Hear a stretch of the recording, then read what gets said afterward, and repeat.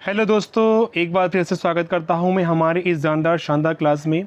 साथियों, आप सबको पता है मध्य प्रदेश शिक्षक भर्ती वर्ग 3 आप लोग तैयारी कर रहे हैं प्यारे मित्रों, और मैं तैयारी करवा रहा हूं शानदार जानदार प्रश्नों के साथ। आज हम प्यारे मित्रों आप सबकी डिमांड पर गणित के बेहतरीन प्रश्न लेके आ गया हूँ आप सबके लिए मैं।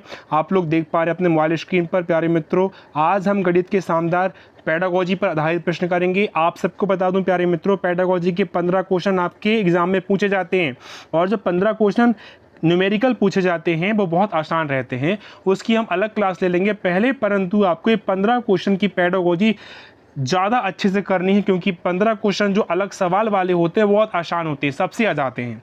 परंतु हमें प्यारे मित्रों पेडागोजी पर ज़्यादा ध्यान देना है, क्योंकि पेडागोजी अच्छे से आना चाहिए। तो चलिए बिना किसी देरी की शुरुआत करता हूँ। पहला क्वेश्चन आपके साथ लूँगा मैं। वीडियो में आगे बढ़ने से पहले हमेशा की तरह आपसे चाहूँगा कि आप लोग मेरे चैनल को सब्सक्राइब अवश्य कर लें, क्योंकि प्यारे मित्रों मैं सेलेक्टेड हूँ और आपको भी सेलेक्ट करने का मेरा प्रयास है। चलिए पहला क्वेश्चन आप लोग देख पा रहे हैं, निम्नलिखित में से कौन से कथन गणित की प्रकृति के बारे में सबसे उपयुक्त है। प्यारे मित्रों, जब हम बात करते हैं गणित की प्रकृति की, तो गणित कैसा है पूछ रहा है। Which of the following statements about nature of mathematics are most appropriate. Option पढ़ेंगे। यह बच्चे को सृजनात्मक बनने में सहायता करता है, बिल्कुल करता है। यह बच्चे की कल्पना को पोषित करने में सहायता करता है, बिल्कुल बच्चा इमेजिन कर पाता है। यह निगमनात्मक विवेचन तर्क पर आधारित होता है, ये भी सही है, तर्क पर आधारित होता है। इसके बाद यह हमेशा अभिसारी होता है। प्यारे मित्रों, जब हम इसके ऑप्शंस पे जब ध्यान देते हैं ना, एक एक ऑप्शन को ध्यान से देखिएगा मेरे साथ। सबसे पहले हम गणित की प्रकृति की बात करते हैं, the nature of maths. When we talk about nature of maths, गणित जो होता है ना प्यारे मित्रों, बच्चों में सृजनात्मकता का विकास करता है, क्रिएटिविटी का विकास करता है। हमें जब बच्चों को कुछ एग्जाम्पल्स देते हैं या कुछ उदाहरण देते हैं, तो बच्चा उन एग्जाम्पल के थ्रू चीज़ों को समझ पाता है, कर पाता है। किसके थ्रू? सृजनात्मकता के थ्रू। बच्चा कल्पना करता है, बिल्कुल सही, इमेजिन करता है बच्चा। हम लोग गणित में सवाल को हल करते हैं मान लो की करके, है ना, मान लो करके हम लोग एज्यूम करते हैं। इसका मतलब बच्चा यहाँ पर कल्पना कर रहा होता है, अर्थात बच्चे में कल्पना का विकास होता है। यह निगमनात्मक विवेचन अर्थात तर्क पर आधारित होता है, बिल्कुल सही है। बच्चा यहाँ पर क्या करता है प्यारे मित्रों? तर्क करता है, तर्क वितर्क करता है कि आंसर आया तो आया कैसे, इसको सॉल्व करता है प्यारे मित्रों, बहुत सारे तर्क करके, विचार करके। और चौथा नंबर ऑप्शन कह रहा है प्यारे मित्रों, आप देखेंगे यह हमेशा अभिसारी होता है। इट इज ऑलवेज कॉन्वर्जेंट, बिल्कुल गलत है प्यारे मित्रों, हमेशा अभिसारी नहीं होता, यह अपसारी और अभिसारी दोनों होता है। अब अपसारी और अभिसारी दोनों समझ लेंगे आप लोग। कॉनकेव एंड कॉन्वेक्स की बात करते हैं। अभिसारी मतलब होता है प्यारे मित्रों कॉनकेव, मतलब एक ही टारगेट को मानकर करना, मतलब उसका उत्तर संकुचित हो जाना। मतलब जैसे कि आप लोग खुले मन से काम न कर पाना अभिसारी है, परंतु खुले मन से काम करना अपसारी है, मतलब अपने विचारों में सृजनात्मकता। क्लियर है? तो इसका ऑप्शंस कौन कौन सी आंसर क्लिक हो जाएंगे प्यारे मित्रों, आप लोग क्लिक करेंगे ए बी सी। वीडियो में एंड तक बने रहेगा प्यारे मित्रों, आप लोग इसी तरह की अपडेट मिलेंगे आपको, सारे क्वेश्चन इसी तरह के मिलेंगे। ऑप्शन नंबर ए आपका सही हो जाएगा। यदि मेरी मेहनत पसंद आ रही हो तो चैनल को अवश्य सब्सक्राइब कर लें और बेल आइकन प्रेस कर लें, वीडियो को शेयर करें, ताकि इसी तरह की आपको प्रश्न, मजेदार प्रश्न मिलते रहें। चलिए नेक्स्ट क्वेश्चन पे लेकर चलूंगा आप लोगों को मैं। क्वेश्चन नंबर 2 आपके मोबाइल स्क्रीन पर देख पा रहे हैं। बच्चों में गणितीय अभिरुचि को विकसित करने के लिए एक अध्यापिका निम्नलिखित गतिविधियां अपनी कक्षा में करवाती है। इनमें से यह वह चुनिए जो उसके उद्देश्य को पूरा करने में प्रभावी नहीं है। नॉट अफेक्टिव पूछ रहा है। वेल फ्रेंड्स, जब हम बात करते हैं कि बच्चे को गणितीय अभिरुचि, मतलब बच्चों में गणित के प्रति अभिरुचि, इंटरेस्ट पैदा करना है, तब एक अध्यापिका बहुत सारी गतिविधियों को अपनी कक्षा में करवाती है। इनमें से कौन सी गतिविधि प्रभावी नहीं होगी बोला है? To develop appropriation for appreciation for mathematics among children, a teacher performs the following activities in the class. Choose the one which is not effective to achieve her objective. Options पढ़ेंगे। वह हमेशा उस विद्यार्थी की प्रशंसा करती है जो कक्षा में सत्रांत परीक्षा में सबसे अधिक अंक प्राप्त करता है, करती है। इसका मतलब अभी आगे समझेंगे। वह बच्चों को भारतीय गणितज्ञों और उनके योगदानों की वीडियो दिखाती है। वह कक्षा में गणितीय पहेलियां और ज्यादी वर्ग हल करने के लिए देती है। उन्होंने अपनी कक्षा में एक गणितीय कोना बनाया है जहां पर विद्यार्थी विभिन्न गणितीय गतिविधियां कर सकते हैं। वेल फ्रेंड्स, जब हम बात करते हैं बच्चों में गणित के प्रति रुचि पैदा करने की, तो साथियों आप सबको पता होना चाहिए यहाँ पर प्रभावी नहीं पूछा है।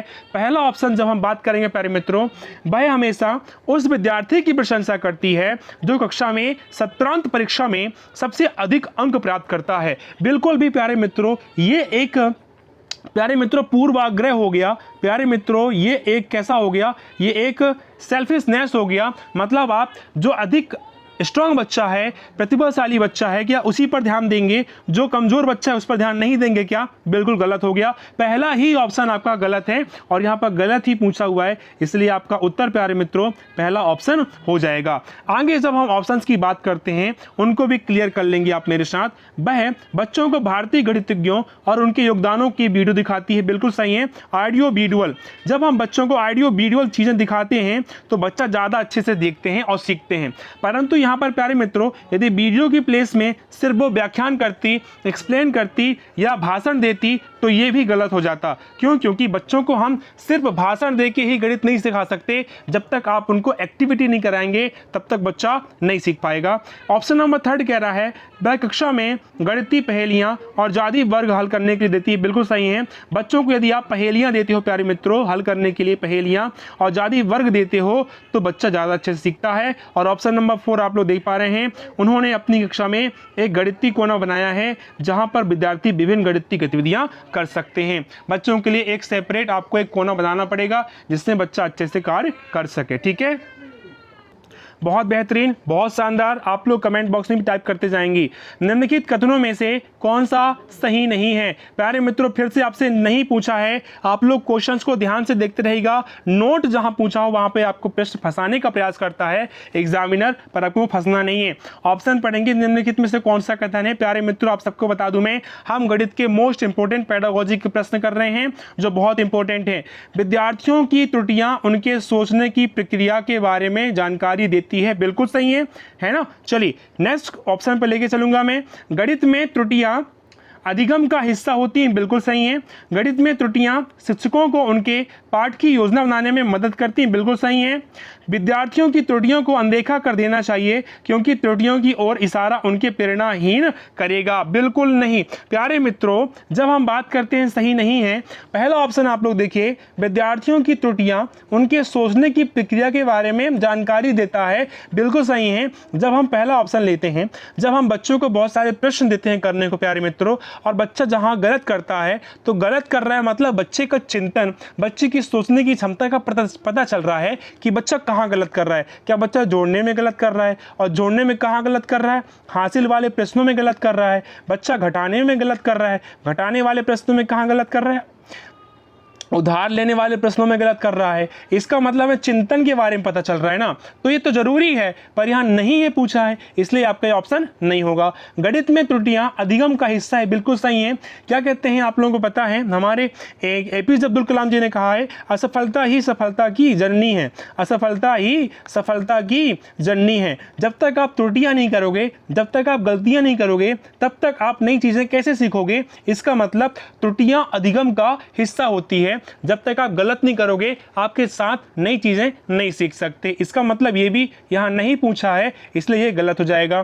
ठीक है, ऑप्शन नंबर 3 देखिए मेरे साथ आप लोग। गणित में त्रुटियां शिक्षकों को उनके, एक मिनट बेटा, हाँ अब क्लियर है। गणित में त्रुटियां शिक्षकों को उनके पाठ योजना बनाने में मदद करती है। बिल्कुल सही है। क्या होता है कि बच्चों द्वारा जो गलत किया जा रहा है या जिस टॉपिक पर वो कमजोर हैं उस पर हमें जानकारी पता चल जाए तो हम शिक्षक जो है उस कमजोरी के अनुसार हम अपनी पाठ्य योजना बना लेते हैं, है ना। तो ये भी सही होगा, पर यहाँ पे नहीं पूछा है इसलिए गलत हो जाएगा। फर्स्ट सेकंड थर्ड गलत है। ऑटोमेटिकली ऑप्शन नंबर 4 आपका क्लियर हो जाएगा। क्यों होगा? अब देखिए जरा मेरे साथ आप लोग। विद्यार्थियों की त्रुटियों को अनदेखा कर देना चाहिए क्योंकि त्रुटियों की ओर इशारा उनको प्रेरणाहीन करेगा। बिल्कुल नहीं प्यारे मित्रों। यदि आप बच्चों के एरर्स को ध्यान नहीं देंगे तो आप बच्चों में परिवर्तन कैसे लाएंगे? How you can improve on your child's, आप कैसे अपने बच्चों में परिवर्तन ला सकते हैं? इसलिए आपका ये ऑप्शन नंबर 4 हो जाएगा। नेक्स्ट क्वेश्चन पे लेके चलूंगा प्यारे मित्रों आप सबको मैं। क्वेश्चन नंबर नेक्स्ट देखिए, आकलन के बारे में निम्नलिखित में से कौन सा कथन सही नहीं है। प्यारे मित्रों, जब हम बात करते हैं ऑब्जर्वेशंस की या असेसमेंट की, आकलन जिसे कहते हैं, तो उसके बारे में कौन सा कथन सही नहीं है। आज जो मैंने प्रश्न लिए हैं ना प्यारे मित्रों, सब नोट वाले प्रश्न लिए हैं ताकि आप लोग फंसो और अपने उत्तर को गलत करो, ठीक है ना। चलिए, ऐसा नहीं है, आप लोग अच्छे हैं, आप लोग कर लेंगे। मानक संदर्भित आकलन नैदानिक परीक्षण और उपचारात्मक शिक्षण में उपयोगी है, बिल्कुल सही है। मानक संदर्भित आकलन नैदानिक परीक्षण और उपचारात्मक शिक्षण उपयोगी है। मानदंड संदर्भित आकलन विद्यार्थियों के अधिगम में निपुणता का मूल्यांकन करता है। मानदंड संदर्भित आकलन नैदानिक परीक्षण और उपचारात्मक शिक्षण में उपयोगी है। मानक संदर्भित आकलन हमें बताता है कि एक विद्यार्थी अपने प्रदर्शन में अन्य विद्यार्थियों की तुलना में कहाँ खड़ा है या खड़ी है। जब प्यारे मित्रों हम लोग बात करते हैं किसकी, आकलन की, तो आकलन हम लोग पाते हैं प्यारे मित्रों ऑब्जर्वेशन की। तो यहाँ पर ध्यान से समझना, कुछ टर्मिनोलॉजी यूज हुए हैं, नैदानिक और उपचारात्मक, इनको ध्यान से समझना मेरे प्यारे साथियों। जब हम बात करते हैं डायग्नोस्टिक की और रिमीडियल टीचिंग की, तो इसके पहले मैंने आपको अन्य वीडियो में, अन्य सब्जेक्ट्स की वीडियो में अच्छे से समझाया कि नैदानिक परीक्षण और उपचारात्मक शिक्षण क्या है, अच्छे से बताया है। पर यहाँ पर देखिए मानक संदर्भित आकलन की बात कर रहा है, स्टैंडर्डाइज्ड टेस्टिंग की बात कर रहा है, जो बिल्कुल गलत है। जब हम बात करते हैं नैदानिक परीक्षण की और उपचारात्मक शिक्षण की, तो ऑटोमेटिकली ये दोनों जो हैं आकलन के भाग हैं, पर यहाँ मानक संदर्भित आकलन का उपयोग नहीं होगा, पर यहाँ पर सेकेंड और थर्ड फोर्थ ऑटोमेटिकली सही होंगे। अभी आप लोग यहाँ पे नोट करेंगे नैदानिक परीक्षण, या इसे ही अपन निदानात्मक टेस्ट भी कहते हैं, क्या होता है, और एक होता है उपचारात्मक परीक्षण। प्यारे मित्रों आप लोग लिखेंगे उपचारात्मक परीक्षण। जब हम बात करते हैं नैदानिक परीक्षण की, डायग्नोस्टिक की, मान लो आप बीमार हैं, बीमार होने के बाद आप किसके पास जाते हैं, डॉक्टर के पास जाते हैं। हमेशा ये वाला एग्जाम्पल आपके लेके आता हूं मैं। डॉक्टर के पास गए, डॉक्टर आपकी जांच करता है कि क्या हुआ है आपको, तो जांच करना निदान करना कहलाता है प्यारे मित्रों। जांच करना ही निदान करना कहलाता है, और उस जांच के अनुसार आपको जिस चीज़ की कमजोरी है या जिस की बीमारी है, उस बीमारी के अनुसार, उस जांच के अनुसार आपका इलाज करता है, और इलाज करना ही उपचार करना कहलाता है। इसका मतलब क्या है, बच्चे कहाँ पर कमजोर हैं, किस चीज़ पर कमजोर हैं, उसका आकलन करना प्यारे मित्रों, जिस चीज़ पर कमजोर है उसका आकलन करना, आकलन की जांच करना निदान कहलाता है, जांच करना निदान कहलाता है, और निदान के अनुसार उसका इलाज करना उपचार कहलाता है। क्या कहलाता है प्यारे मित्रों, उपचार कहलाता है, रिमीडियल टीचिंग कहलाता है। क्लियर है प्यारे मित्रों, याद रखेंगे, इसलिए ऑप्शन नंबर फर्स्ट आपका क्लियर हो जाएगा। नेक्स्ट क्वेश्चन पे लेके चलेंगे बिना किसी देरी के। आप लोगों को प्यारे मित्रों, आप लोग देख पा रहे हैं मोबाइल स्क्रीन पर, प्यारे मित्रों इसका उत्तर आप लोग खुद कमेंट बॉक्स में टाइप करेंगे। गणितीय अधिगम सामग्री, प्यारे मित्रों गणितीय अधिगम सामग्री, मैथमेटिकल लर्निंग मटेरियल। आप प्रश्न को ध्यान से समझिए। अब यहाँ पर देखिए डबल ऑप्शन वाले यहाँ पर उत्तर हैं, समझेंगे प्रश्न को प्यार से और फिर उत्तर क्लिक करेंगे। गणितीय अधिगम सामग्री मतलब गणित को सीखने के लिए सामग्रियाँ सूत्र के प्रदर्शन में शिक्षकों की मदद करती हैं, स्वतः अधिगम में विद्यार्थियों की मदद करती हैं, निर्देश देने में शिक्षकों की मदद करती हैं, कक्षा में अधिगम वातावरण का निर्माण करने में मदद करती हैं। प्यारे मित्रों सबसे अच्छा आंसर तो मुझे डी वाला लग रहा है, पर यहाँ पर जब मैंने देखा तो एक ये भी ऑप्शन सही है और ये भी ऑप्शन, दोनों जगह डी है, पर इसका मतलब हमें सारे ऑप्शंस को देखना पड़ेगा। गणितीय अधिगम सामग्री की जब हम बात करते हैं प्यारे मित्रों, पहला ऑप्शन लेंगे जरा सूत्र, इसका मतलब ये डी वाला तो सही होगा ही होगा, मतलब ए वाला गलत कर दो आप और ये सी वाला गलत कर दो। अब ये दो ऑप्शन पे चलेंगे, इससे कहते हैं प्यारे मित्रों smart work with the options. सही आंसर क्लिक करने के लिए हमें इस तरह की योजना बनानी पड़ती है। तो हम ए वाला अपन ने गलत कर दिया है और साथ में सी वाला भी गलत कर दिया है। अब हम देखेंगे बी वाला और डी वाला, तो डी तो यहाँ पर क्लियर हो गया है। अच्छा सी वाला भी देखना है अपने को, है ना, सी वाला भी देखना है, तो बी वाला गलत है, सी वाला देखना है। स्वतः, अच्छा बी भी है यहाँ पर, ठीक है, मतलब दोनों ऑप्शन देखने पड़ेंगे, एक गलत है ऑटोमेटिकली, ठीक है। स्वतः अधिगम में विद्यार्थियों की मदद करता है।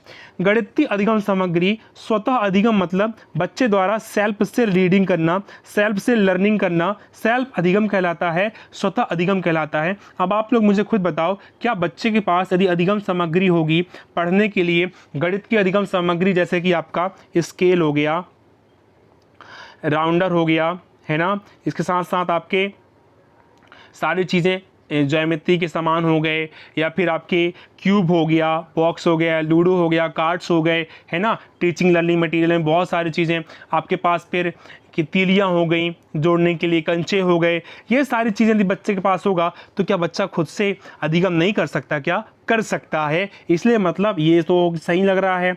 इसके बाद निर्देश देने में शिक्षकों की मदद करता है।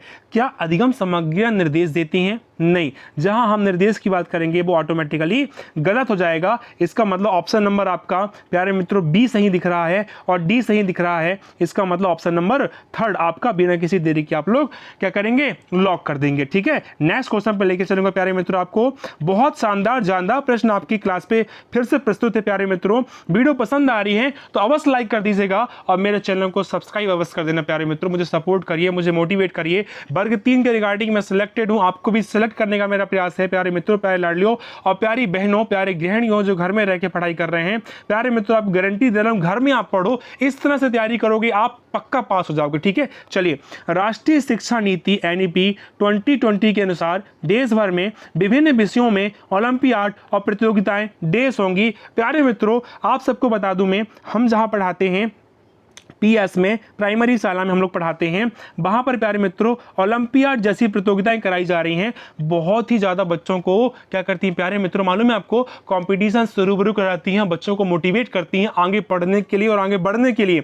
किसके तहत प्यारे मित्रों मालूम है आपको? NEP 2020 के तहत। अभी आपको बता दूँ प्यारे मित्रों, लास्ट ईयर मैंने अपने स्कूल के बच्चों को प्यारे मित्रों स्टेट लेवल कॉम्पिटिशन पर लेके गया था। कहाँ लेके गया था प्यारे मित्रों? सीहोर लेके गए थे प्यारे मित्रों। सीहोर में स्टेट लेवल कंपटीशन हुआ था, वहां पर बच्चों ने बहुत शानदार प्रदर्शन किया था प्यारे मित्रों ओलंपियाड में, इंग्लिश ओलंपियाड में। किसमें प्यारे मित्रों? इंग्लिश ओलंपियाड में। तो ये इस तरह की प्रक्रियाएं किस लिए जरूरी होती है मालूम है आपको? राष्ट्रीय शिक्षा नीति 2020 के अनुसार देश भर में विभिन्न विषयों में ओलंपियाड और प्रतियोगिताएं डैश होंगी। क्या होंगी प्यारे मित्रों? सरल होंगी, मजबूत होंगी, हतोत्साहित होंगी, कम होंगी। तो NEP 2020 के अनुसार देश भर में विभिन्न विषयों में ओलंपियाड और प्रतियोगिताएं डैश होंगी। क्या होंगी भाई? सरल होंगी क्या कि मजबूत होंगी? हतोत्साहित तो नहीं होंगी, कम तो नहीं होंगी, पर सरल और मजबूत तो हो सकती है ना। पर यहाँ पे दोनों ऑप्शन सही लग रहे हैं। हम किस को क्लिक करेंगे प्यारे मित्रों? सरल तो नहीं, पर यहाँ पे मजबूत जरूर होंगी। क्या रहेंगी प्यारे मित्रों? मजबूत होंगी। NEP की 2020 के तहत ओलंपियाड जैसी प्रतियोगिताएं में NEP में जो है ओलंपियाड जैसी प्रतियोगिताओं को बहुत ज़्यादा महत्व दिया गया है, इसलिए मजबूती मिलेगी। ठीक है, चलिए नेक्स्ट क्वेश्चन पे लेकर चलूँ प्यारे मित्रों आप सबको मैं। अधिक कम, लंबा छोटा, दूर समीप, बड़ा छोटा आदि अवधारणाएं किसकी हैं? अब प्यारे मित्रों अधिक कम, अधिक और कम, लंबा छोटा, दूर समीप, बड़ा छोटा आदि अवधारणा क्या है? ये तो आप सबको पता है। Concept like more, less, long, short, far, near, big, small etcetera are आप सबको क्लियर होना चाहिए। तुलना के लिए अस्पष्ट शब्द, विलोम शब्द हैं जो गणित सीखने के लिए आवश्यक नहीं है। बिल्कुल है, पर ये विलोम शब्द तो गणित में क्यों नहीं यूज करते? अपन करते हैं। सीधे शब्दों में अंग्रेजी भाषा विशेषण है, अंग्रेजी भाषा विशेषण नहीं। महत्वपूर्ण पूर्व संख्या प्री नंबर अवधारणाएं हैं, बिल्कुल सही है। ठीक है, तुलना के लिए अस्पष्ट शब्द हैं, नहीं। अस्पष्ट कैसे हैं? स्पष्ट हैं। हम तुलना करते हैं ना अधिक कम करके, नहीं करते? बताओ मुझे कोई, मान लीजिए अपने पास 2 और 3, क्या मुझे बताओ 3 2 से कम है कि ज़्यादा है? ज़्यादा है, मतलब अधिक कम का प्रयोग कर रहे हैं। 3 2 से बड़ा है कि छोटा है? बड़ा है, सीधी बात। अच्छा, ये 2 लाइन लिया मैंने, ये वाली लाइन A लाइन, ये B line, A line B line से छोटा है कि बड़ा है? छोटा है। तुलना करते नहीं करते, इसलिए तो गलत हो जाएगा। विलोम शब्द हैं? बिल्कुल नहीं। विलोम शब्द तो हैं, पर क्या इनके प्रयोग गणित में नहीं करते? क्या करते हैं? बिल्कुल करते हैं। ठीक है, गणित में करते हैं ना। सीधे शब्दों में अंग्रेजी भाषा विशेषण है? नहीं, किसी प्रकार से इस तरह की संख्या नहीं है। यहाँ पर महत्वपूर्ण पूर्व संख्या प्री नंबर अवधारणाएं हैं। बिल्कुल सही, ऑप्शन नंबर 4 हो जाएगा इसका। ठीक है, चलिए क्वेश्चन नंबर अभी आप लोग देखिए जरा, इमेज के थ्रू सिखा रहा हूँ आप लोगों को मैं। देखिए जरा यहाँ पर क्लिक करें, टिक द टॉल वन, जो सबसे लंबा है उस पर टिक करो। बच्चों को अपन टिक करा दिए इस तरह से, है ना। इसी तरह से यहाँ पर भी आप लोग टिक कर सकते हैं। ये लंबा है, सर्कल द शॉर्ट वन, छोटे पे करना है, छोटे पे छोटा कर देंगे। नहीं करते क्या? इस तरह से हम बच्चों की अवधारणा सिखाते हैं। ठीक है, नेक्स्ट क्वेश्चन पे लेके चलूंगा प्यारे मित्रों आप सबको मैं। क्वेश्चन नंबर नेक्स्ट देखिए, फिर से NCERT 2005 से प्रश्न पूछा, बहुत शानदार जानदार प्रश्न है प्यारे मित्रों आपके साथ। देखिए जरा आप लोग, राष्ट्रीय पाठचर्या रूपरेखा 2005 के अनुसार कक्षाओं के रूप ऊपर किए गए शोध बताते हैं कि लड़कियों को गणित में विशेषज्ञता के योग्य न मानकर उनका काफ़ी व्यवस्थित अवमूल्यन होता है, जबकि वे गणित में अच्छा प्रदर्शन करती है। इसका सबसे उपयुक्त कारण क्या है? प्यारे मित्रों, एनसीएफ 2005 आप सबको पता है, नेशनल, ये आप लोग देखिए, नेशनल करिकुलम फ्रेमवर्क 2005, राष्ट्रीय पाठचर्या कार्यक्रम 2005, आप सबको पता होना चाहिए प्यारे मित्रों। इस पे बेस में प्रश्न अवश्य लेके आऊँगा। कक्षाओं के ऊपर किए गए शोध में बताते हैं कि लड़कियों को गणित में विशेषज्ञता के योग्य न मानकर उनका काफ़ी व्यवस्थित अवमूल्यन होता है, जबकि वे गणित में अच्छा प्रदर्शन करती हैं। इसका सबसे उपयुक्त कारण क्या है? मतलब क्या कि हम बच्चों को क्या करते हैं, लड़कियों को ज़्यादा महत्व नहीं देते क्या, ऐसा कह रहे हैं? अब देखिए ज़रा, ऑप्शंस पढ़ेंगे मेरे साथ आप लोग। गणित में लड़कियों का खराब प्रदर्शन उनके गणित के प्रति प्रचलित भय के कारण होता है। गणित अपनी प्रकृति द्वारा ही पुरुष प्रधान विषय है। समाज की लिंग संबंधी अवधारणाएं इस मान्यता की ओर ले जाती हैं कि लड़के समस्या समाधान की ज़्यादा नवीन कार्यविधियां उपयोग करते हैं और इसलिए उन्हें बेहतर अवधारणात्मक समझ होती है। ऑप्शन नंबर 4 देखेंगे आप लोग मेरे साथ। लड़कों में गणितीय क्षमताएं जन्मजात होती हैं। बिल्कुल नहीं प्यारे मित्रों, ये लिंग पूर्वाग्रह से पूछा हुआ प्रश्न है। अब आपको लिंग पूर्वाग्रह से प्रश्न आपको पूछता है। ऑप्शंस को ध्यान से देखिए। गणित में लड़कियों का खराब प्रदर्शन उनके गणित के प्रति प्रचलित भय के कारण होता है। बिल्कुल नहीं। क्या मतलब, क्या लड़कियां गणित में अच्छा नहीं कर पाती क्या? आप लोग देखिए, साइंस के क्षेत्र में, अंतरिक्ष के क्षेत्र में कितनी सारी लड़कियां आगे बढ़ के निकली हुई हैं, इसलिए ऑप्शन गलत हो जाएगा ऑटोमेटिकली। गणित अपनी प्रकृति द्वारा ही पुरुष प्रधान विषय। बिल्कुल नहीं। क्या गणित लड़कों बस के लिए है क्या? मतलब गणित ने बोल के रखा है कि मैं लड़कों के लिए हूँ, लड़कियों के लिए नहीं हूँ? बिल्कुल नहीं। ऑप्शन नंबर 4 देखिए, लड़कों में गणितीय क्षमता जन्मजात होती है। बिल्कुल नहीं। क्या लड़कियां गणित नहीं खेल कर सकती क्या? जोड़ना घटाना गुणा भाग नहीं कर सकती क्या? अगर ऐसा है तो लड़कियां फिर अंतरिक्ष के क्षेत्र में आगे नहीं बढ़ती। ठीक है। समाज की लिंग संबंधी अवधारणाएं इस मान्यता की ओर ले जाती हैं कि लड़के समस्या समाधान की ज़्यादा नवीन कार्यविधियां उपयोग करते हों, इसलिए उन्हें बेहतर अवधारणात्मक समझ होती है। बिल्कुल सही बोल रहा है ये। तो ऑप्शन नंबर 3 आपका क्लियर हो जाएगा। ठीक है। नेक्स्ट क्वेश्चन पे लेके चलेंगे प्यारे मित्रों। क्वेश्चन नंबर 9 आप लोग मोबाइल स्क्रीन पर देख पा रहे हैं।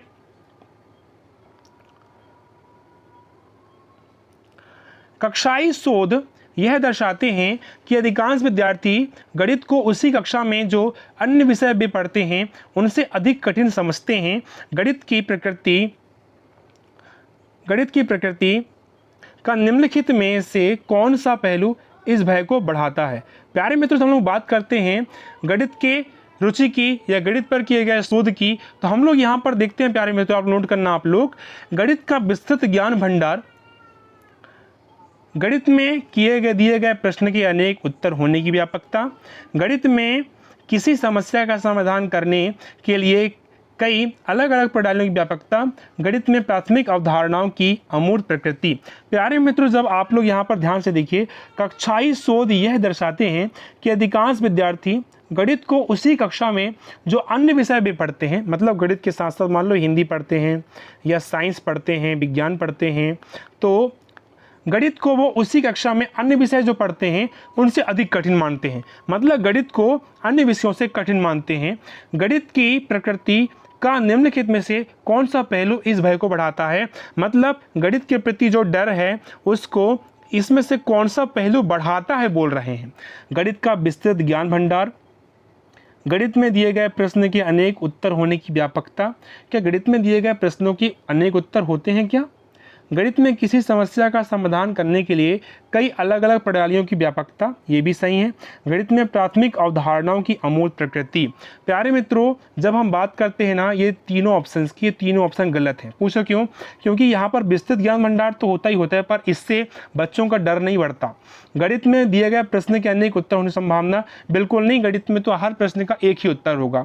गणित में किसी समस्या का समाधान करने के लिए कई अलग अलग प्रणाली व्यापकता, बिल्कुल नहीं। अलग अलग प्रणालियों की सहायता से ही तो हम बच्चों को सिखाते हैं, इससे डर नहीं बढ़ता।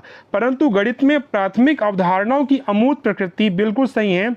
आपको बता दूं मैं प्यारे मित्रों, यदि हम शुरुआत से ही बच्चों को कुछ सिखा रहे हैं, मान लो जोड़ना घटाना सिखा रहे हैं, तो उस समय यदि हम बच्चों को मूर्त वस्तुओं के साथ सिखाते हैं तो बच्चों में गणित के प्रति डर पैदा नहीं होगा।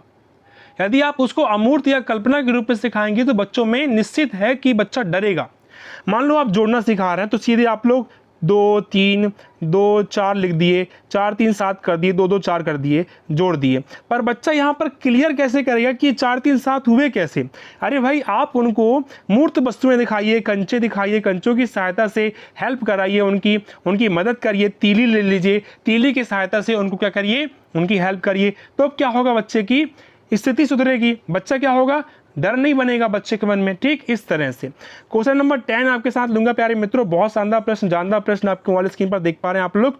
निम्नलिखित में से किसने गणितीय खगोल विज्ञान के क्षेत्र में काम किया है? प्यारे मित्रों जब हम लोग बात करते हैं गणितीय खगोल विज्ञान की, who among the following has work in the field of mathematical astronomy? Aryabhatta, Bhaskar, Ramanujan, Mahavir.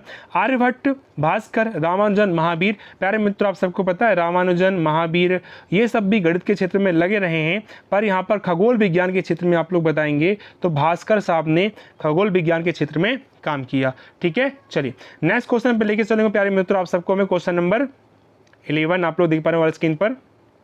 बिल्कुल, निम्नलिखित में से कौन सी परिस्थिति यह दर्शाती है कि बच्चे ज्ञान का निर्माण स्वयं करते हैं? बिल्कुल सही है, मैं शुरुआत से कहते आ रहा हूं, which of the following depicts a situation where children are constructing knowledge on their own? बच्चे स्वयं से अपने ज्ञान का निर्माण करते हैं, इनमें से कौन सी परिस्थिति बताती है? अब आप लोग ऑप्शंस को ध्यान में पढ़िएगा। कक्षा का सर्वोत्तम छात्र छात्रा पहाड़ों को ऊंचे स्वर में पढ़ रहा है और बाकी के विद्यार्थी उसके पीछे पीछे दोहरा रहे हैं। क्या बच्चा यहाँ ज्ञान का निर्माण कर रहा है? नहीं। बच्चे एक साथ पहाड़ों का कविता पाठ कर रहे हैं, एक साथ पहाड़ों का कविता पाठ कर रहे हैं। बच्चों को हस्तकौशल सामग्री जैसे संख्याओं के ग्रिड, आयताकार सारणियों में व्यवस्थित गीटियां दी गई हैं और वे इनका प्रयोग कर गुणन के पैटर्न खोज रहे हैं। बिल्कुल सही है। शिक्षिका ने श्यामपट्ट पर अधूरे पहाड़े लिखे हैं और बच्चे उन पहाड़ों को श्यामपट्ट पर लिखकर पूरा कर रहे हैं। बिल्कुल नहीं। बच्चे के अंदर क्रिएटिविटी कहाँ दिख रही है? यहाँ पर देखिए बच्चे के द्वारा प्यारे मित्रों जब हम बात कर रहे हैं यहाँ पर बच्चा दोहरा रहा है, मतलब रिपीटिशन हो रही है, इसलिए गलत हो जाएगा। यहाँ सृजनात्मक तो दिख ही नहीं रही, क्रिएटिविटी यहाँ पर दिख ही नहीं रही है। बच्चा किसी प्रकार ज्ञान का निर्माण नहीं कर रहा है। बच्चे एक साथ पहाड़ों का कविता पाठ कर रहे हैं, बिल्कुल नहीं। कविता पाठ कर रहे हैं, कैसे क्रिएटिविटी दिखेगी, ज्ञान का निर्माण कैसे दिखेगा?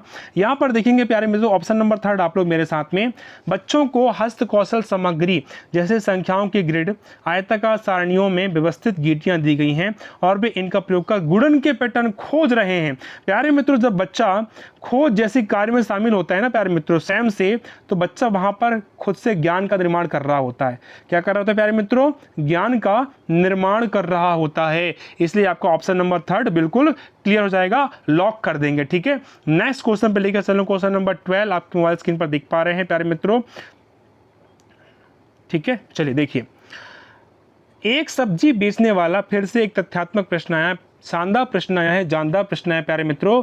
एक सब्जी बेचने वाला पालक 60 रुपये प्रति किलोग्राम बेच रहा था। सोनू ने 350 ग्राम पालक लिया, जिसके लिए सब्जी बेचने वाले ने सोनू से 21 रुपये 6 + 6 + 6 + 3 लिए। सब्जी बेचने वाले द्वारा प्रयोग में लाए गए इस गणितीय कौशल के संबंध में निम्नलिखित में से कौन सा कथन सत्य है? प्रश्न को एक बार और समझेंगे प्यारे मित्रों। एक सब्जी बेचने वाला पालक 60 रुपये प्रति किलोग्राम बेच रहा था, पालक को वो 60 रुपये प्रति किलोग्राम बेच रहा था। ठीक है, समझ में आया। सोनू ने 350 ग्राम पालक लिया। कितना प्यारे मित्रों? 350 ग्राम पालक लिया, जिसके लिए सब्जी बेचने वाले ने सोनू से 21 रुपये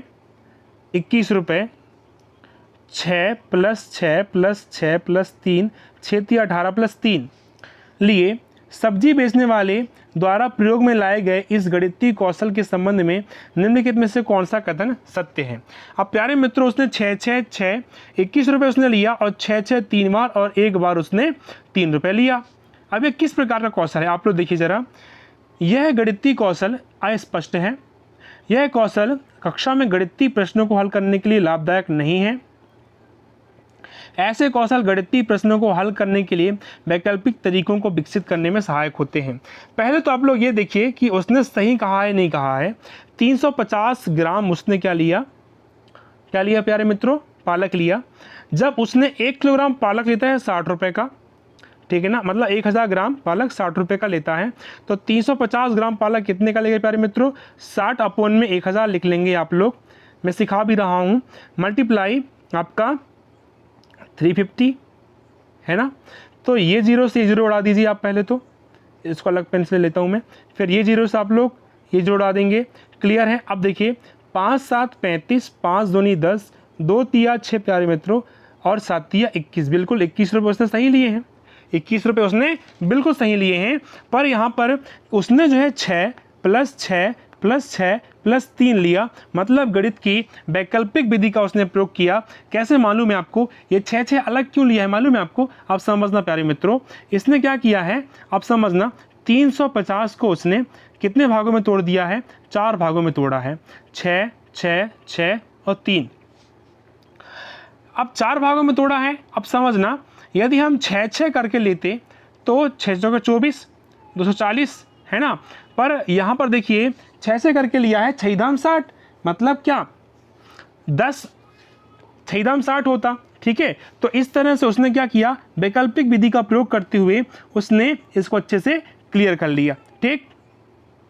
देखिए प्यारे मित्रों, उसने 6 6 के रूप में बांटा है। यदि आपको समझ में नहीं आया तो समझाता हूँ। देखो, उसने कुछ नहीं प्यारे मित्रों, 100 ग्राम करके उसने बांट दिया है, 100 ग्राम करके 3 बार बांटा उसने, प्लस 1 बार 50 ग्राम हो गया, ठीक है। तो 100 ग्राम कितने का आएगा, ऑब्वियस सी बात है 100 ग्राम 6 रुपये का आएगा, ये भी 100 ग्राम 6 रुपये का आएगा, ये भी 100 ग्राम 6 रुपये का आएगा, और ये 50 ग्राम कितने का आएगा, ऑब्वियस सी बात है 3 रुपये का आएगा। तो 6 6 6 3, ठीक, इस तरह से। तो ऑप्शन नंबर आपका सी हो जाएगा, ठीक है। चलिए नेक्स्ट क्वेश्चन पे लेके चलूंगा, 13 नंबर प्रश्न प्यारे मित्रों। ये देखिए जरा, बहुत शानदार प्रश्न पूछा हुआ है। निम्नलिखित में से कौन सा प्राथमिक विद्यालय के शिक्षार्थी को भिन्न 2 तिहाई और 4/6 के बीच तुल्यता की कल्पना करने में मदद करने का सबसे उपयुक्त तरीका है। प्यारे मित्रों, जब हम लोग बात करते हैं प्राथमिक स्तर पे, हम लोग सिखा रहे हैं बच्चे को लघुत्तम LCM, और उसमें तुल्यता करना है, तुलना करनी है दो भिन्नों के बीच में। उसके लिए सबसे उपयुक्त तरीका कौन सा होगा।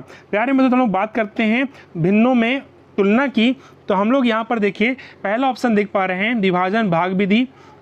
क्या भाग विधि कर सकते हैं आप प्राथमिक स्तर पर, लघुत्तम सामर्थक विधि या भिन्न डिस्क विधि, कैलकुलेटर का उपयोग। प्यारे मित्रों, यहाँ पर हम लोग प्रयोग करेंगे भिन्न डिस्क विधि का। किसके प्यारे मित्रों, भिन्न डिस्क विधि का। अब भिन्न डिस्क विधि क्या होती है, तोड़ना। हम क्या करेंगे, तोड़ेंगे, ठीक है ना, इस तरह से। जैसे 2 तिहाई है और एक 4/6 है, इसको अपन तोड़ते हैं। देखिए इस तरह की होती है प्यारे मित्रों डिस्क। आपकी डिस्क का प्रयोग करोगे आप लोग, ठीक है, इस तरह से डिस्क का प्रयोग करके अपन लोग कर पाते हैं। ये भिन्न डिस्क विधि है, इस तरह से, ठीक है। नेक्स्ट क्वेश्चन पे, क्वेश्चन सेकंड लास्ट प्रश्न आपके सामने प्यारे मित्रों मोबाइल स्क्रीन पर देख पा रहे हैं। एक शिक्षिका गणित कक्षा में रोल प्ले भूमिका निर्वाह विधि का उपयोग करती है, उसका उद्देश्य है। जब हम बात करते हैं कक्षा में विभिन्न प्रकार की रोल प्ले गतिविधियों का, तो हम लोग क्या करते हैं प्यारे मित्रों, बच्चों को व्यस्त रखना, विचारों का बहिर्वेशन करना, बच्चों का मनोरंजन करना, अनुशासन बनाए रखना। प्यारे मित्रों, हम लोग बात करते हैं किसकी, जब बात करते हैं प्यारे मित्रों कक्षा में रोल प्ले की, तो हम लोग बच्चों को विचारों में बहिर्वेशन को देखते हैं, ठीक है। लास्ट क्वेश्चन लूंगा प्यारे मित्रों, आपके मोबाइल स्क्रीन पर देख पा रहे हैं। संख्या बोध विकसित करने में उपकरण सबटाइजिंग एक महत्वपूर्ण भूमिका निभाती है। निम्नलिखित में से कौन सा उदाहरण है जो विद्यार्थी में उपकरण के कौशल का प्रदर्शन करता है। अब देखिए, subitizing plays an important role in developing the number sense, which of the following is an example of a student demonstrating the skill of subitizing. मतलब क्या, बच्चों में संख्या बोध विकसित करना, सबटाइजिंग विकसित करना, ये क्यों जरूरी है। देखिए जरा, विद्यार्थी संख्या 6 की पहचान 5 में जोड़ने में 1 के रूप में करता है। विद्यार्थी एक पासा उछालता है और बिना बिंदुओं को गिने यह बताने में सक्षम है कि यह 4 है। विद्यार्थी संख्या 4 की पहचान 5 में ए से 1 करने के रूप में करता है। विद्यार्थी संख्या 5 की पहचान 4 के परिवर्ती के रूप में करता है। प्यारे मित्रों, हम लोग बात करते हैं सबटाइजिंग की। कुछ साथियों के लिए सबटाइजिंग नया होगा। प्यारे मित्रों, आप लोग देख लीजिए, सबटाइजिंग मतलब क्या, पासा उछालना, पासे से संबंधित क्रिया है। इसमें क्या होता है, बच्चा पासा उछालता है और बिना किसी उंगलियों को गिने बिना बच्चा ये जान जाता है कि 4 लिखा है, ये 2 लिखा है, ये 5 लिखा है और ये 6 लिखा है, और इनको देखकर बच्चा क्या करता है प्यारे मित्रों, अंकों को लिखता है। That is called subitizing. मतलब आपका ऑप्शन नंबर सेकंड यहाँ पर सही हो जाएगा। ठीक है, मतलब विद्यार्थी एक पासा उछालता है और बिना बिंदुओं को गिने यह बताने में सक्षम है कि है 4 है। ठीक है, चलिए ये थे आज के सुपर 15 प्रश्न प्यारे मित्रों, जो कि गणित के शिक्षण शास्त्र से संबंधित थे। आप लोगों से गुजारिश है कि ज़्यादा से ज़्यादा वीडियो को शेयर करें और चैनल को सब्सक्राइब बस करें, ताकि आपको इसी तरह की मज़ेदार कंटेंट मिलते रहे। मिलता हूँ नेक्स्ट वीडियो में साथियों। Thank you so much.